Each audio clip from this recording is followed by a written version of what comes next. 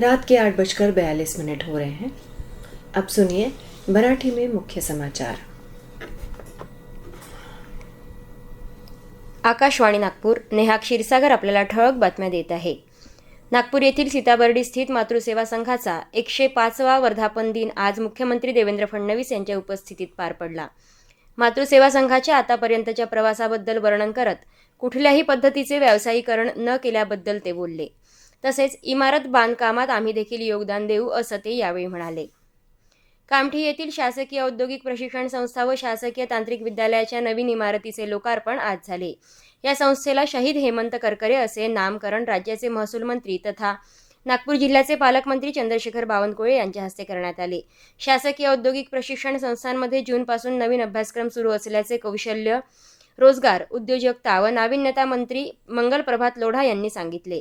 तसेच संस्थेला जिल्हा वार्षिक योजनेतून 4,50,00,000 रुपयांचा निधी उपलब्ध करून देणार असल्याचे महसूल मंत्री तथा पालकमंत्री चंद्रशेखर बावनकुळे यांनी यावेळी सांगितले।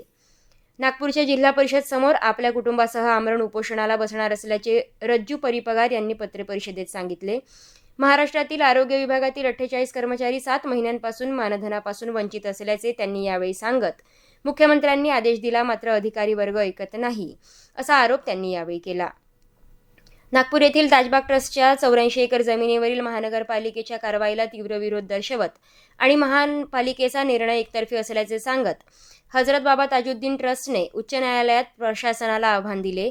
नागपूर महानगरपालिका प्रशासनाने या जमिनीवर मालकी हक्काचे पट्टे वाटप करण्याची प्रक्रिया नियमांविरुद्ध असल्याचे सांगत ट्रस्टने तीव्र आक्षेप घेतला आहे। आज विदर्भात अकोला इथं सर्वाधिक 45°C इतकं कमाल तापमान नोंदविण्यात आलं आहे।